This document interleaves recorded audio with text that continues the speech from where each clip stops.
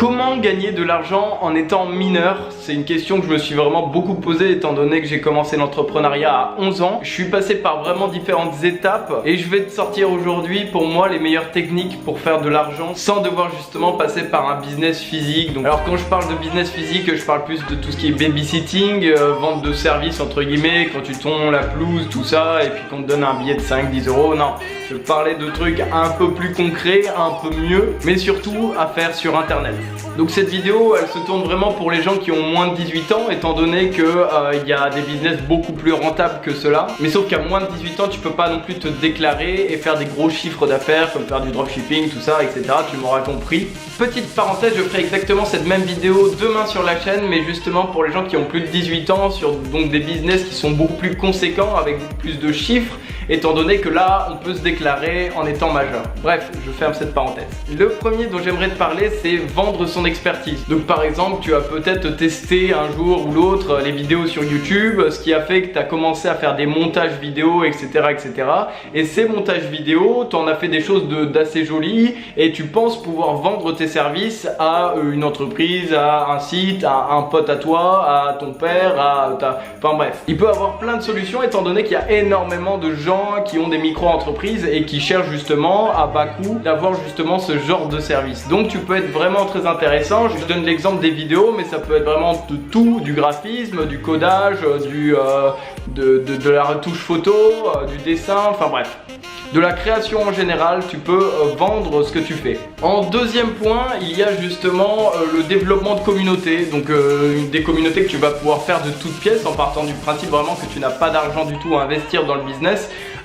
Tu peux justement faire très facilement des communautés sur Facebook, sur YouTube, sur Instagram, donc en postant, en essayant de mettre en avant ton contenu, en communiquant avec des gens qui sont déjà sur cette niche, en invitant des amis à toi qui sont intéressés, je sais pas, par la K-pop, je dis ça comme ça, ou une autre niche de musique, de cuisine, etc. etc. Donc c'est un business, ma foi, qui peut être intéressant, mais qui est vraiment très long terme, c'est-à-dire que tu vas pas y arriver tout de suite. Mais le côté positif, on va pas se cacher, c'est que tu n'as pas du tout besoin d'argent dès le départ pour investir, pour faire ces communautés.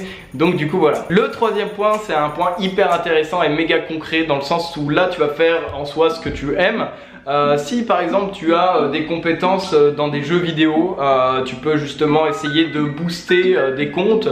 Donc moi dans mon exemple sur League of Legends, donc à l'époque hein, c'était il y a 4-5 ans quand j'y jouais, j'avais un certain niveau et justement je proposais à des amis ou à justement des gens que je connaissais pas de booster leur compte contre je sais pas 100, 200 euros, et l'idée était que eux ils étaient contents parce que par exemple ils étaient boostés. Donc là pour League of Legends c'était en ranked, donc tout ce qui est match de classement contre justement une certaine somme. Donc du coup eux ils se retrouvaient boostés à un certain rang et moi je recevais de l'argent en plus de m'amuser en même temps parce que je jouais au jeu que je kiffais. Vendre des objets virtuels, ça peut aussi être un bon plan. Par exemple, donc on va rester dans l'univers du jeu vidéo. Donc je sais que sur CSGO tu peux donc quand tu joues tu peux ouvrir des caisses et tout, donc tu as des armes que tu peux à la fin revendre ou échanger avec d'autres personnes, d'autres utilisateurs qui souhaitent par exemple acquérir ton arme, donc contre de l'argent réel. Donc tu peux essayer de te faire de l'argent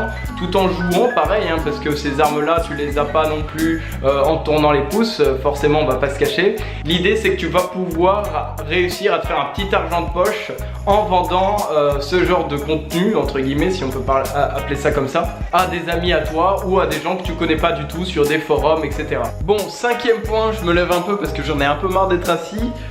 C'est justement de vendre du coup des vêtements sur Vinted, sur ce genre de plateforme, donc qui sont des plateformes d'occasion ou sur le Bon Coin, tout ça. Moi personnellement j'ai une petite préférence pour Vinted étant donné que tu peux réutiliser, revendre en fait des objets ou des vêtements surtout qui sont de tes parents, qui ne sont plus utilisés ou qui sont à toi. Et là du coup c'est super intéressant parce que ça te fait de l'expérience en soi dans le e-commerce. les premières expériences de vente de textiles, etc., etc. Bref, voilà pour moi, j'espère que cette vidéo t'aura plu. Si c'est le cas, n'hésite pas à t'abonner sur la chaîne et à activer les notifications pour que je puisse te donner de nouveaux conseils et pour t'inspirer dans l'entrepreneuriat, etc. Donc tous ces conseils que j'ai donnés, forcément, c'est pas pour gagner des 1000 et des 100, mais surtout pour gagner de l'argent de poche et pour te faire tes premières expériences en tant qu'entrepreneur en ayant moins de 18 ans. Si l'entrepreneuriat d'ailleurs t'intéresse, je t'invite très fortement à nous rejoindre sur le groupe Facebook francophone privé d'entrepreneurs qui est juste en haut donc de la description en lien. Tu peux aussi me suivre sur Instagram et commenter sur la vidéo si toi aussi tu as des business à conseiller pour les gens qui ont moins de 18 ans, que tu as pu réaliser ou qu'un ami à toi a réalisé ou que tu as déjà vu sur internet. Bref, moi je te laisse, je te souhaite une agréable journée, nous on se dit à demain, salut!